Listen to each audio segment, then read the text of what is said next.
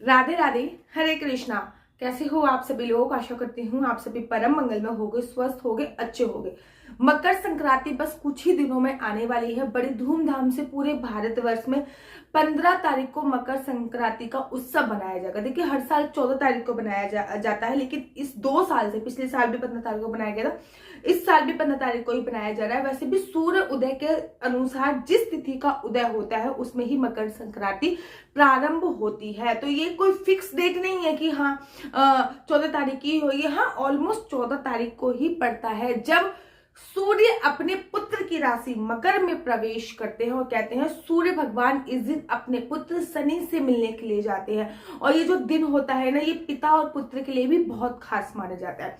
इसके ऊपर डिटेल में वीडियो चाहते हो तो मुझे बताइए, मैं इसके ऊपर भी डिटेल में वीडियो बनाऊंगी कि पिता और पुत्र का रिश्ता इस दिन कैसे सुधार सकते हैं।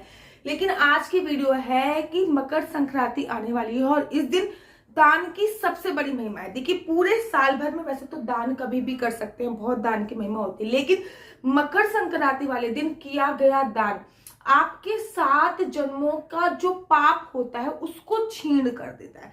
आपके 7 जन्मों के जो पाप होते हैं उनको छीण करके आपके जन्म को सुधारता है। तो मकर संक्रांति पे दान का संकल्प लिया जाता है, 100 सेरी दान किया जाता है, 14 चीजों का दान किया जाता है और भी अनगिनत चीजों का दान किया जाता है। 14 संकल्प लिए जाते हैं। बहुत सारी चीजें मकर संक्रांति से प्रारंभ होती है। ठीक इसी प्रकार से मकर संक्रांति पे एक चीज और होती है जिसको बोला जाता है 14 दीपक दान करना। मकर संक्रांति पे दीप दान करने का महत्व इसलिए होता है क्योंकि मकर संक्रांति जो होती है वो संबंधित होती है भगवान सूर्य से। भगवान सूर्य ऊर्जा का स्रोत माने जाते हैं और भगवान सूर्य को ऊर्जा का स्रोत मानते हैं। और इस दिन अगर हम दीप दान करते हैं तो हमारी जिंदगी में छाए हुए अंधकार, छाया हुआ नकारात्मक ऊर्जा पूरी तरीके से समाप्त हो जाती है और इस लोक में हमारी जिंदगी में न केवल उजाला आता है बल्कि मरने के उपरांत भी हमें उस लोक में भी अंधेरे की प्राप्ति नहीं होती है। तो इसमें दीपदान का बहुत विशेष महत्व होता है। इसमें 14 दीपदान किए जाते हैं। देखिए, दीपदान करने से पहले कुछ चीजें बता देती हूँ, जैसे कि मकर संक्रांति पे 14 दीपदान का बहुत विशेष महत्व होता है।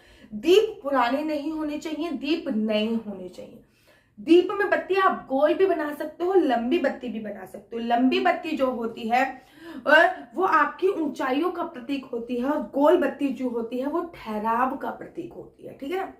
या फिर आप साथ साथ दोनों काउंट कर सकते हो, 7 गोल बत्ती की बना दो, 7 लंबी बत्ती की बना दो। इस मकर संक्रांति में तिल का बहुत महत्व होता है क्योंकि तिल के पानी में डाल के स्नान करना होता है। तो तिल वाले तेल से ही आपको ये 14 दीपक जलाने हैं। विशेष ध्यान रखना है, नए दीपक लेने हैं, यूज दीपक नहीं लेने हैं। दूसरी और मोस्ट इंपोर्टेंट बात जो आपको याद रखनी है वो ये है कि आपको तिल का तेल ही यूज करना है। अब आप में से बड़े सारे लोग पूछोगे तिल का ही तेल क्यों यूज करना है? तिल का बहुत महत्व होता है। मकर संक्रांति में तिल वाले जल से स्नान किया जाता है, तिल खाया जाता है, तिल दान की बहुत बड़ी महिमा होती है। तिल की कथा भी बहुत स्पेशल है, कभी सुनाऊंगी आपको। तो तिल वाला तेल ही इसलिए लिया जाता है।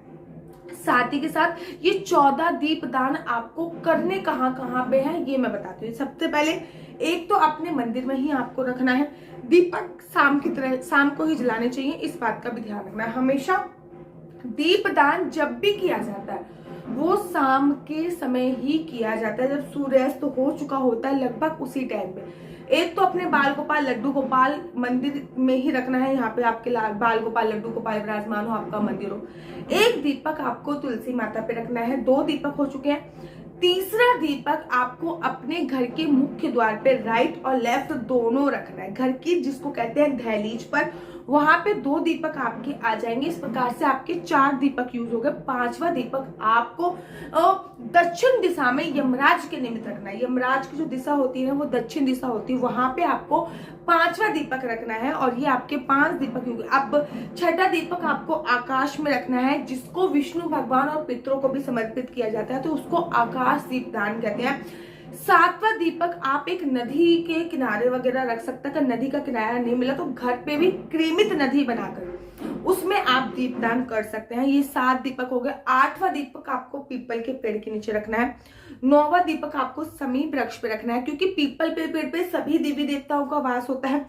समय का वृक्ष जो होता है वो आपकी जिंदगी में ठहराव लेके आता है। पैसा आना इज नॉट कंपल्सरी, पैसा आता है लेकिन रुकना भी चाहिए।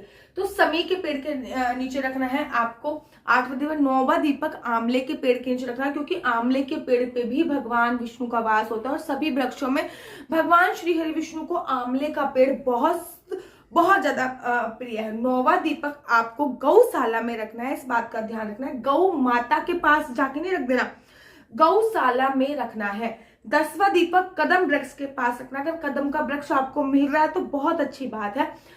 अगर ये बाद में बताऊंगी, अगर आपको इनमें से कोई सी भी जगह नहीं मिली तो उन दीपकों को क्या करना है। 11वां दीपक आपको वो बट वृक्ष के नीचे रखना है, जिससे आपकी संतान की आयु बढ़ेगी, आपकी आयु बढ़ेगी। और जैसे बट वृक्ष बहुत लॉन्ग लास्टिंग चलने वाला वृक्ष है, अर्थात जल्दी नहीं सूखता, इसी प्रकार आपकी जिंदगी में हर चीज का ठहराव आएगा, आपके परिवार की आयु में वृद्धि होगी, इस बात का आपको ध्यान रखना। अब बारी आती है 3 मुख्य दीपक। ये जो 3 दीपक जो लास्ट के बच्चे हैं, ये मेन दीपक होते हैं और इनको अपने घर से बाहर नहीं निकालना होता है। आपको अपने घर के कमरे में एक एक दीपक दान करना होता है। फॉर एग्जाम्पल, एक दीपक आपको अपने किचन में रखना है, क्योंकि किचन में माँ अन्नपूर्णा का वास होता है। एक दीपक अपनी तिजोरी में दिखाकर, तिजोरी के अंदर मत रख दीजिएगा, फिर पता चला कि आग लग गई, दीदी आपने बोला था। अपनी तिजोरी में आपको वो दीपक दिखा देना है और एक कमरे में रख देना है। और कोई भी एक बेडरूम जिसमें लोग आते जाते रहते हैं, या फिर ड्राइंग रूम जिसमें लोग आते जाते हैं, वहां पे रख देना। इस प्रकार से आपको 14 दीपक दान करने हैं मकर संक्रांति पे। दीप दान का बहुत विशेष महत्व होता है। अगर आपको इन पौधों में से कोई भी पौधा ना मिले तो उस पौधे को स्मरण करके वो दीपक अपनी बालकनी पे रखिए। अब ये नहीं कि भैया हमें ना कदम मिला, ना बट वृक्ष मिला, ना समी मिला, ना तुलसी मिली और ना आंवला मिला, ऐसा नहीं है। 5 पौधे मैंने बताई हैं, एक आधी पौधा अगर मिस हो जाता है तो आप दूसरे, वैसे तो देखो 7 पौधे जो होते हैं, जैसे कि केले का पेड़ भी देव वृक्ष होता है, तो देव वृक्षों की श्रेणी में जो पौधे आते हैं उसमें भी रख सकते हैं, ठीक है ना। तो केले के पेड़ के नीचे रख दिया। अगर एक आधी पौधा नहीं मिला तो अगर इनमें से कोई भी पौधा आपको नहीं मिल रहा है तो इस बात का ध्यान रखिए कि आप एक दीपक अपनी बालकनी में भी रख सकते हैं, उस पौधे को स्मरण करके, उस पौधे को याद करके। जब आप ये दीप प्रज्वलित करोगे तब आपको दीप प्रज्वलित करते करते के साथ ही ये संकल्प भी लेना है कि मैं आज मकर संक्रांति पे 14 दीप दान कर रही हूँ।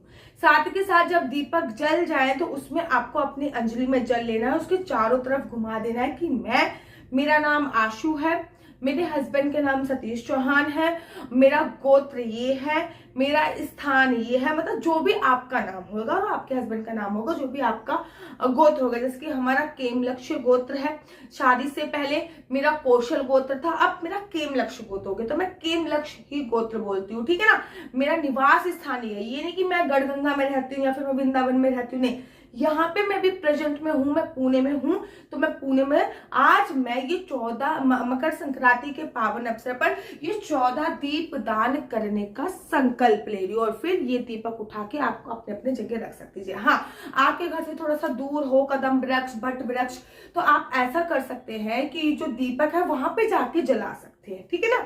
आशा करती हूँ आपको मेरी वीडियो अच्छी लगती होगी। अगर आपको मेरी वीडियो अच्छी लगती है तो आप अपना यूट्यूब चैनल हरि बोल को लाइक से सब्सक्राइब करना बिल्कुल भी मत भूलिए। तब तक के लिए मुझे दीजिए इजाजत। राधे राधे, हरे कृष्णा, हरे बोल।